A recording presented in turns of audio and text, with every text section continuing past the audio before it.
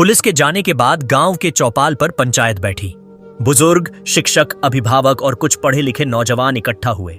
विषय एक ही था, मास्टर राय जी की करतूत और शिक्षा व्यवस्था का गिरता स्तर। मुखिया जी ने बात शुरू की। हमारे बच्चों को शिक्षा देने वाला आदमी खुद नशे में धुत था। हम क्या उदाहरण दे रहे हैं? गांव की एक महिला ने कहा। मेरे बच्चे ने पूछा, मां, क्या पढ़ाने वाला भी शराब पीता है? अब मैं उसे क्या जवाब दूं? पंचायत का निर्णय था, हम स्कूल के लिए एक झापन डीओ को देंगे और नए हेडमास्टर की मांग करेंगे। यह निर्णय छोटा था लेकिन बड़ा प्रतीक था। अब गांव समझ गया था कि सिर्फ दीवारों पर लिखे नारे और भाषणों से बदलाव नहीं आता। शिक्षा विभाग की चुप्पी और दबा हुआ गुस्सा, जैसे ही वीडियो ज्यादा वायरल हुआ, शिक्षा विभाग हरकत में आया। हेडमास्टर राय जी को तत्काल प्रभाव से निलंबित किया जाता है, आदेश निकला। लेकिन यह महज औपचारिकता भर थी। सवाल यह नहीं था कि कार्रवाई हुई या नहीं। सवाल यह था कि इतने सालों से क्या किसी को इसकी भनक नहीं थी? क्या वो अकेले शराबी थे? क्या बाकी शिक्षक भी मौन रहकर दोषी नहीं थे? एक आरटीई कार्यकर्ता ने सोशल मीडिया पर लिखा, हेडमास्टर का गिरना एक व्यक्ति का पतन नहीं, व्यवस्था की विफलता है। शराबबंदी सिर्फ आम आदमी पर लागू होती है, अधिकारियों और शिक्षकों के लिए नहीं। राय जी को जेल भेज दिया गया। उनकी पत्नी सुशीला देवी, जो खुद भी प्राथमिक विद्यालय में सहायक रसोइया थीं, टूट चुकी थीं। मैंने हमेशा चाहा कि मेरे पति सम्मानित रहे। उन्होंने शराब छोड़ी भी थी एक बार, लेकिन फिर लौटे उसी दलदल में। उनकी बेटी पूनम, जो 12वीं में पढ़ रही थी, अब स्कूल नहीं जा रही थी। सहेलियां हंसती थीं, लड़के ताने मारते थे, तेरी बाप तो देश का शिक्षक है रे।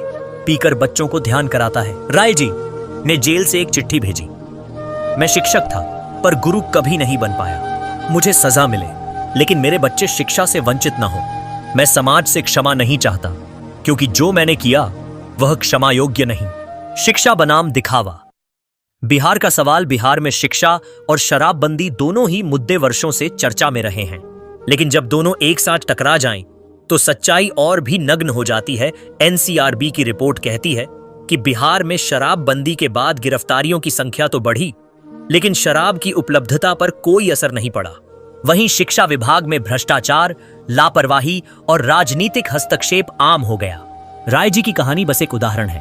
पूरे राज्य में ऐसे सैकड़ों शिक्षक हैं जो समय पर स्कूल नहीं पहुंचते, पढ़ाते नहीं और वेतन उठा रहे हैं।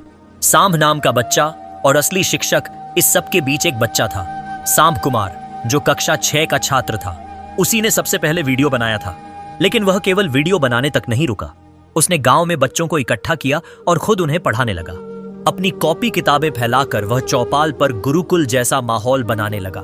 गांव वालों ने देखा और अब की बार सिर्फ निंदा नहीं की, बल्कि मदद भी की। रामदास बाबू, जो खुद एक ईमानदार शिक्षक थे, आगे आए और कहा, शिक्षा को शराब से नहीं, सच्चे बच्चों से बचाया जा सकता है। सांप जैसे बच्चे ही बदलाव लाते हैं, अंत नहीं। एक शुरुआत 15 दिन बाद राय जी जमानत पर छूटे।